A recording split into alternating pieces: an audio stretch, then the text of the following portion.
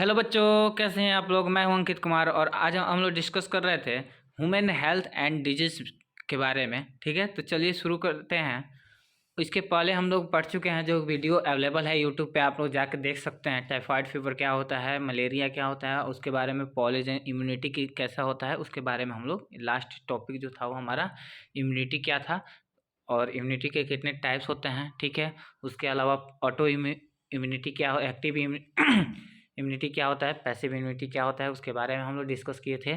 तो आज का हमारा टॉपिक है लिम्फॉइड ऑर्गन्स। ठीक है, तो इसके बारे में डिस्कस करेंगे आज हम लोग। तो these are organs where origin and maturations and proliferations of lymphocytes आकर। देखिए, लिम्फॉइड ऑर्गन के पास ही क्या होता है, ओरिजिन भी होता है लिम्फोसाइट्स का।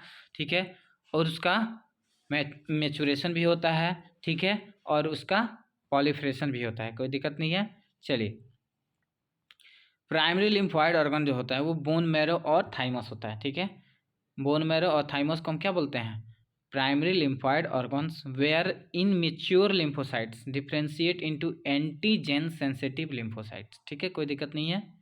किसमें डिफ्रेंशिएट हो जाता है, एंटीजेन सेंसिटिव लिम्फोसाइट के में।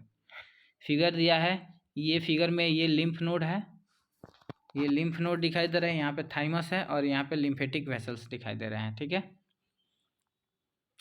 Secondary lymphoid organs like spleen हो गया।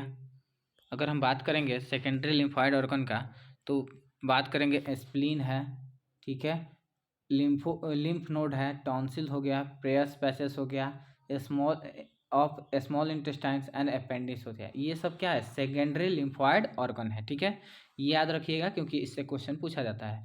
ठीक है, अब कह रहा है कि which then proliferate to be become effector cells. ठीक है, अब नेक्स्ट है bone marrow is main lymphoid organ. Bone marrow क्या है, मेन लिम्फॉइड ऑर्गन है। मेन लिम्फॉइड ऑर्गन की बात करेंगे तो वो है bone marrow, where all blood cells including lymphocytes are produce.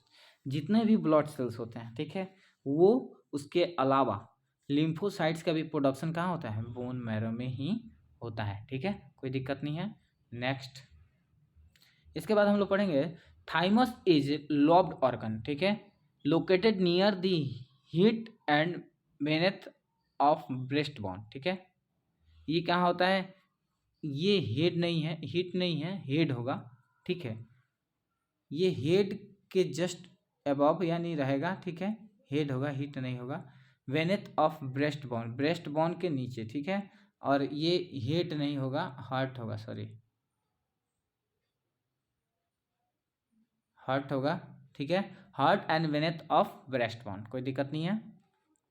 थोड़ा सा करेक्शन करना पड़ेगा, ये मिस प्रिंट हो गया है। ठीक है, मिस टाइपिंग आई मीन। चलिएगा, next, both bone marrow and thymus provided micro environment for development and maturations of T lymphocyte. कोई दिक्कत नहीं है यहाँ तक।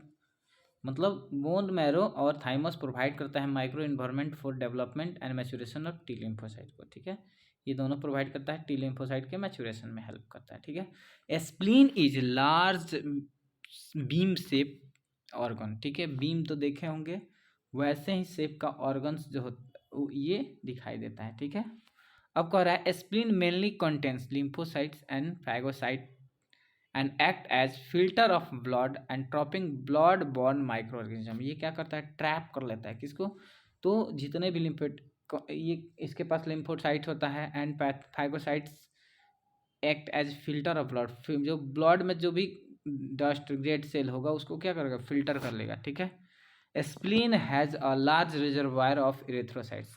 स्प्लीन के पास क्या होता है, लार्ज रिजर्वायर होता है इरेथ्रोसाइट्स। इरेथ्रोसाइट्स को बोलते हैं हम लोग आरबीसी। ठीक है, कोई दिक्कत नहीं है, RBC red blood cell. Antigen trapped in lymph nodes, जिसको ब्रैकेट में दिया है small solid structures located at different point of lymphatic systems. ठीक है, उसको हम बोलते हैं lymph node, are responsible for activations of lymphatic lymphocytes present there and cause the immune response. ठीक है, ये क्या करता है, कॉज करता है इम्यून रिस्पॉन्स को। ठीक है, lymphoid tissue located within the lining of major tract. जैसे मेजर ट्रैक्ट कौन कौन हो सकता है, तो रेस्पिरेशन, डाइजेस्टिव ट्रैक्ट हो गया, रेस्पिरेटरी ट्रैक्ट हो गया, यूरोजेनिटल ट्रैक्ट हो गया, इस and called mucosa associated lymphoid tissue. उसी को हम क्या बोलते हैं, मेजर ट्रैक्ट, उसको हम क्या बोलते हैं, म्यूकोसा एसोसिएटेड लिम्फॉइड टिश्यू, जिसको हम लोग माल्ट बोलते हैं। ठीक है, ये क्वेश्चन पूछा हुआ है। और it constituents about 50% of lymphoid tissue of human body, यानी 50% जो होता है लिम्फॉइड टिश्यू का माल्ट ही होता है। ठीक है, अब हम लोग पढ़ेंगे एड्स के बारे में। ठीक है, तो एड्स क्या होता है उसके बारे में हम लोग डिस्कस करेंगे। तो एड्स है acquired immuno deficiency syndromes. It is not a congenital disease, first reported in 1981. AIDS is caused by human immunodeficiency virus, HIV जिसको बोलते हैं। A member of group of virus is called retrovirus have evolved including RNA genome। ठीक है, देखिएगा इसमें पहले viral RNA core लिया। ठीक है, वायरल आरएनए कोर से वायरल प्रोटीन कोट में है ये, यहाँ से वायरस इन्फेक्टेड नॉर्मल सेल्स में आएगा और यहाँ से आएगा एनिमल सेल में घुसेगा तो प्लाज्मा मेम्ब्रेन को ब्रेक करेगा, प्लाज्मा मेम्ब्रेन को ब्रेक करके वायरल इंट्रोड्यूस हो जाएगा सेल में, और ये रिवर्स ट्रांसक्रिप्शन का यूज करके viral in DNA incorporate in the host genome, और फिर उसके जस्ट नीचे यहाँ पे आएगा डीएनए न्यूक्लियस, इसमें क्या होगा, मल्टीप्लाई कर लेगा और new viral RNA is produce by the infected cells, new virus are produce, और ये बढ़ते जाएगा। ठीक है, फिर ये new virus can infected other cells. ठीक है, कोई दिक्कत नहीं है। यहाँ पे दिया है note, infected cells can survive while virus are being replicated and release. ठीक है, नेक्स्ट कह रहा है there is always a time lag between the infections and appearance of AIDS symptoms. This period may be very few months to many years। ठीक है, approx 5 to 10 years लग जाते हैं। ठीक है, तो अगर हम बात करेंगे कि इन्फेक्शंस होने में और उसको इन्फेक्शन को दिखाई देने में टाइम लैग ज़्यादा होता है। ठीक है, टाइम लैग होता है। जैसे अगर सिम्टम्स 5 साल पहले किसी को इन्फेक्शन हुआ है तो वो अपीयर होते होते 5 साल बाद वो अपीयर होगा, 3 साल बाद अपीयर होगा, 4 साल बाद अपीयर होगा, 10 साल बाद अपीयरेंस होगा। ठीक है, पता कब चलेगा, 10 साल बाद। ठीक है, तो कह रहा है after getting into the body of a person the virus enter into macrophage where RNA genomes of virus replicated to form viral DNA with the help of enzyme reverse transcriptase। ठीक है, after getting into body of a person virus enter into macrophage where RNA genomes of virus replicated to form viral DNA with the help of enzyme reverse transcriptase। ठीक है, this viral DNA get incorporated into host cells of DNA and direct the infected cells produce virus particle। ठीक है, कोई दिक्कत नहीं है। इसके बाद हम लोग पढ़ेंगे तो माइक्रोफेज एक्ट लाइक, माइक्रोफेज जो होता है वो act like HIV factory, simultaneously HIV inter into helper T helper cells जो होता है टी हेल्पर टी लिम्फोसाइट्स। ठीक है, TH बोलेंगे जिसको, replicate and produce progeny virus. ठीक है,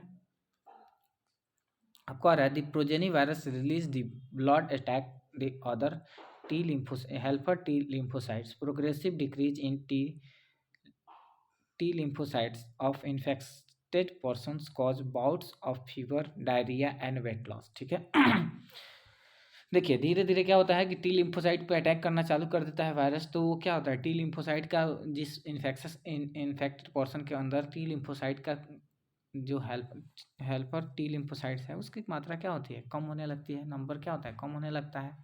ठीक है, अब इसके बाद कह रहा है widely use diagnostic test for AIDS is enzyme link immunosorbents assay. ठीक है, उसको टेस्ट कैसे किया जाता है एड्स को, तो एलाइजा टेस्ट किया जाता है, एलाइजा के द्वारा। ठीक है, treatment of AIDS with anti retroviral drugs is partially effected, partially effected है, इसको मतलब ये प्योर क्योर नहीं करता है या प्योर ट्रीटमेंट नहीं कर सकता है। ठीक है, नाको का फुल फॉर्म क्या होता है, national AIDS control organisations, NGO, non governmental organisations. ठीक है, इसके बाद हम लोग पढ़ेंगे cancer.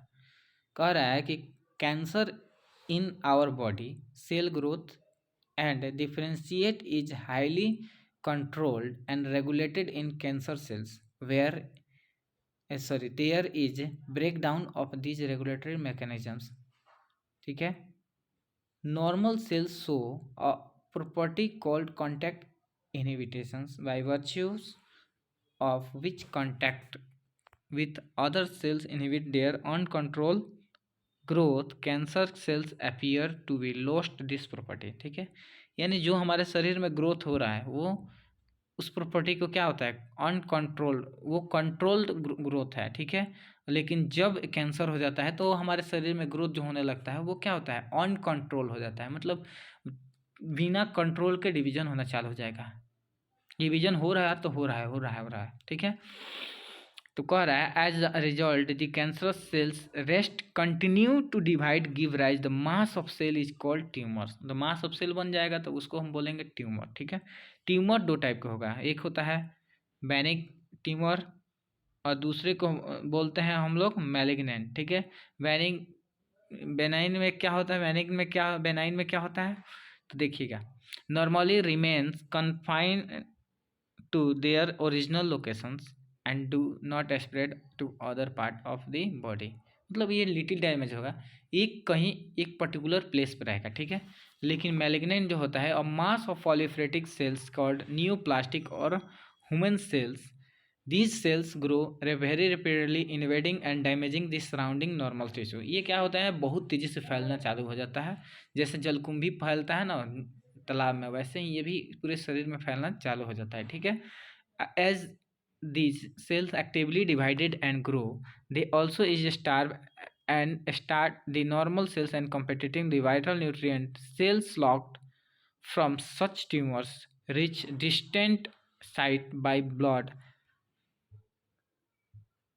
wherever there is get lodged in body and start a new tumor। This property is called metastasis, most feared property of malignant tumour. Metastasis जो होता है वो किसका प्रॉपर्टी होता है, तो मैलिग्नेंट ट्यूमर का होता है। ठीक है, कॉज ऑफ कैंसर क्या क्या हो सकता है, तो by physical, by chemical, biological agents call carcinogens which cause cancer. ठीक है, आयोनाइजिंग रेडिएशन हो सकता है, कौन कौन, तो एक्सरे, गामा रेज, ये भी इसके वजह से भी कैंसर होता है।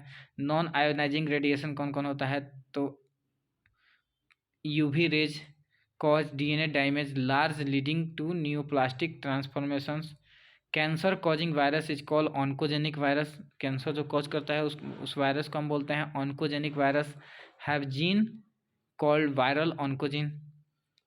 ठीक है, several gene is called cellular oncogenes, C onco and proto-onco have been identified in normal cells which when active under this certain condition could lead to oncogenic transformations of cell।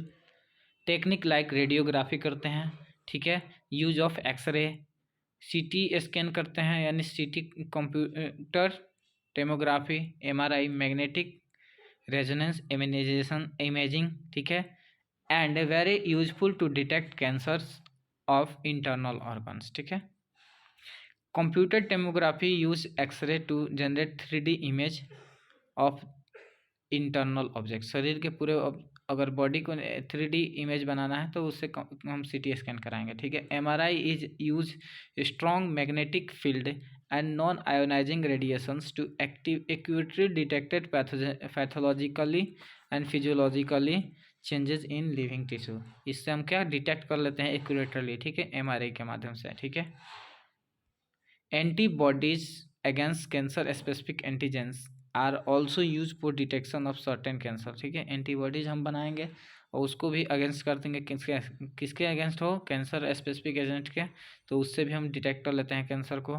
Common approach for treatment of cancer is surgery, कुछ है surgery कर लेंगे, radiation therapy, और तीसरा है immunotherapy. ठीक है, the radiotherapy tumor cells are irradiated lethally and taking the proper care of normal tissue surrounding the tumor mass। ठीक है, chemotherapist drugs are use to kill cancer cell. देखिए कीमोथेरेपिक ड्रग्स जो होता है उसका यूज करते हैं हम किल करने के लिए कैंसर सेल्स को। Some are specific for particular tumours, तो कुछ ऐसे भी कीमोथेरेपिक ड्रग्स हैं जो क्या स्पेसिफिक पर्टिकुलर ट्यूमर्स के लिए क्या होते हैं, वो दवा होता है उसके लिए ही काम करता है। ठीक है, जैसे कह रहा है most cancers are treated by combination of surgery, radiotherapy and destruction by immune system। ठीक है, तीसरा और पॉइंट है, next point, biological response modified such as interferon which active their immune systems and help in destroying the tumour.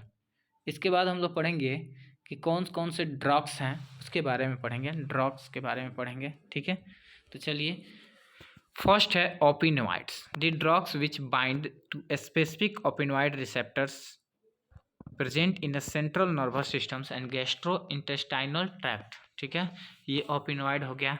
Heroine क्या होता है, तो heroine के बारे में पढ़ते हैं, वो फिल्म वाला हीरोइन नहीं, ये हीरोइन है। ठीक है, commonly called smack is chemically diacetyl morphine, इसको डाई एसिटाइल मॉर्फिन बोलते हैं। ठीक है, विच इज, ये यहाँ पे वाइल नहीं होगा, सॉरी यहाँ पे वाइट होगा, which is white bitter crystalline compound obtain by acetylations of morphine which is extracted from latex of poppy plant and paper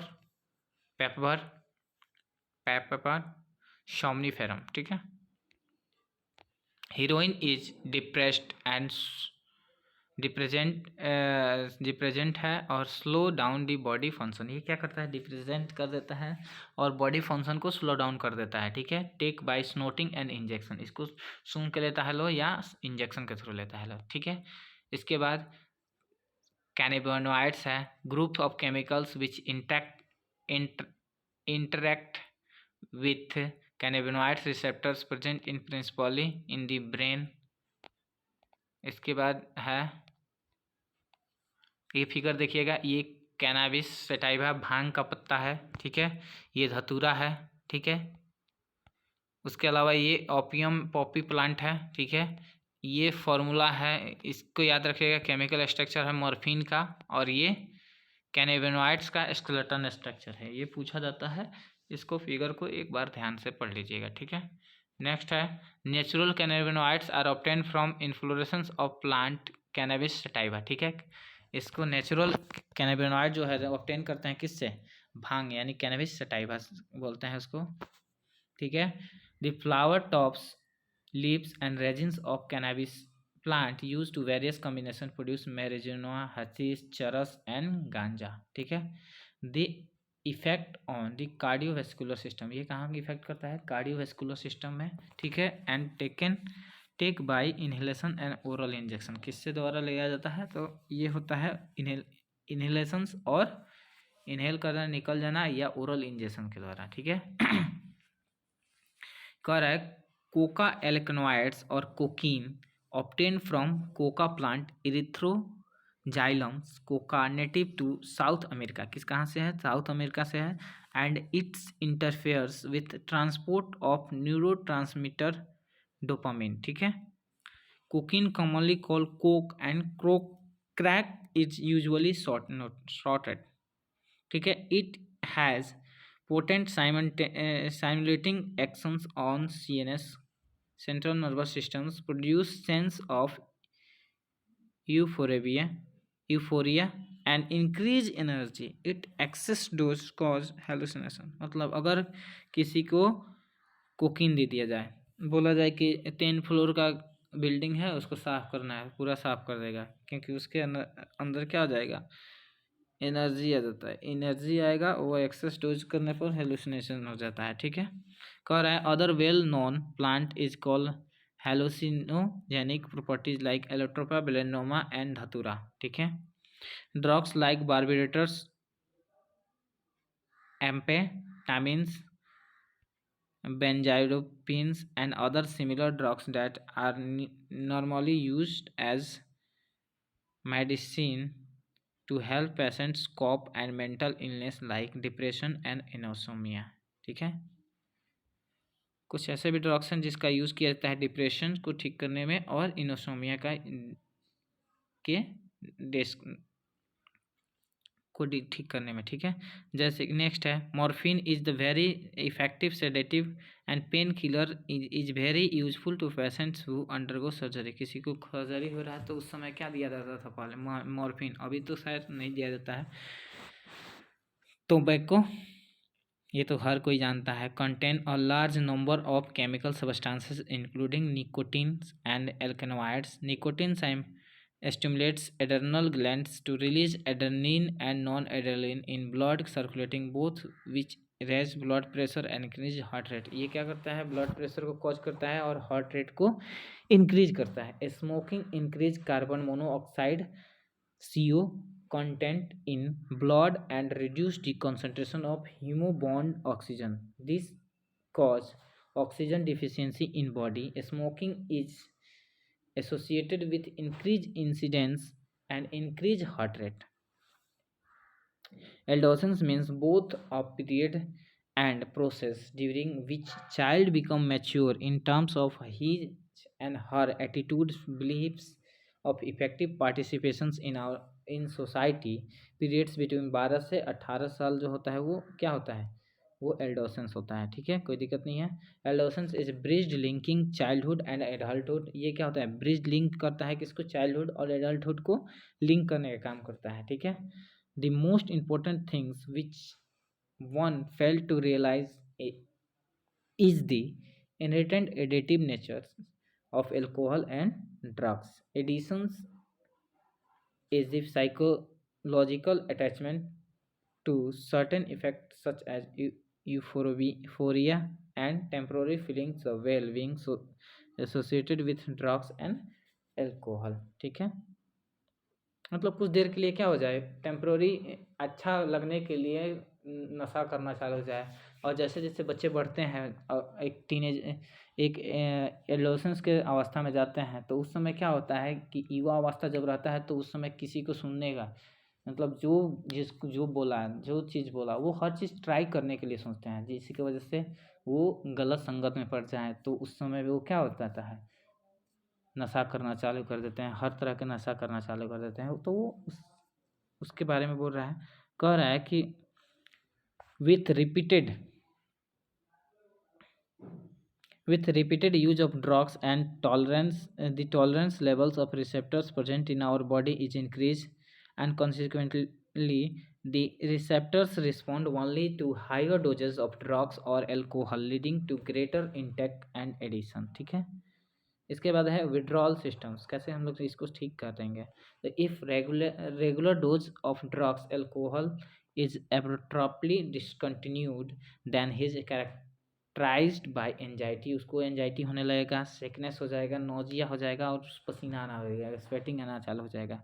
कह रहा है those who takes drugs intravenously direct injections into the vein using needles and syringe are more likely to acquire serious infections like AIDS and hepatitis B। जब indirect needle से, अब एक needle से कितना कोई ड्रग्स दे रहा है, कोई गारंटी है? तो इंट्रावेनस में वो क्या हो सकता है? एड्स, मान ले किसी को एड्स है तो वो क्या करेगा? दूसरे को भी फैला देगा, ठीक है। Both AIDS and hepatitis B infections are chronic infections and ultimately fatal and both can be transmitted through sexual contact और इन्फेक्टेड ब्लड, ठीक है। ये सेक्सुअल कॉन्टैक्ट्स के द्वारा भी फैलता है और इन्फेक्टेड ब्लड के द्वारा भी फैलता है, ठीक है। तो use of alcohol during adolescence may also have long term effect। It could lead to heavy drinking in adulthood, the chronic use of drugs and alcohol damage nervous systems and liver, जिसको हम लोग बोलते हैं liver cirrhosis, ठीक है। Drug किस liver cirrhosis किससे होता है? तो एल्कोहल से होता है, ठीक है। Side effect of use of anabolic steroids and female including masculinising features like male, masculinising जो होता है वो फीचर्स लाइक मेल, ठीक है। फीमेल में क्या होता है? तो मेल के जैसा फीचर आ जाए। इंक्रीज एग्रेसिवनेस, ठीक है, mood swing, depression, abdominal menstruation cycles, ठीक है। Excess hair growth on face and body, enlargement of clitoris depending on voice. In male it's include acne, ठीक है, increased aggressiveness, mood swing, depression, reductions of size of testicles, ठीक है, testicles के size में क्या हो जाए, छोटा रिडक्शन हो जाए, decrease in sperm production, premature baldness आ जाए, इनलार्जमेंट ऑफ प्रोस्टेट ग्लैंड हो जाए, ठीक है। ये सब क्या होता है, ये होता है मेल के केस में, ठीक है, ड्रग्स और ये सब लेने के लिए, ठीक, लेने के बाद। चलिए, तो इसके साथ ही हमारा ह्यूमन हेल्थ एंड डिजीज पूरी तरह से ख़त्म। और एक ज़रूरी सूचना है, ये सिर्फ एनसीईआरटी के बेसिस पे है, ठीक है, क्रैश कोर्स है, तो क्रैश कोर्स की तरह लीजिएगा, क्योंकि डीपली हम नहीं पढ़ा रहे हैं। क्यों नहीं पढ़ा रहे हैं, क्योंकि क्रैश कोर्स में हम लोग इम्पोर्टेंट चीज़ों को देखते हैं, जो हाईलाइटेड पॉइंट है, जो भी इम्पोर्टेंट पॉइंट है उसके बारे में हम लोग डिस्कस करते हैं, ठीक है। तो इम्पोर्टेंट पॉइंट को हम लोग यहाँ पे मेंशन किए हैं। आप लोग अगर जो ये पहली बार देख रहे हैं लेक्चर, तो और भी सारे लेक्चर जो है वो यूट्यूब पे प्रेजेंट है, आप लोग जाके यूट्यूब पे साइट से देख सकते हैं, ठीक है। मिलते हैं नेक्स्ट लेक्चर में। वीडियो अच्छा लगे तो अपने दोस्तों के साथ शेयर कीजिएगा, लाइक करना ना भूलिएगा। धन्यवाद।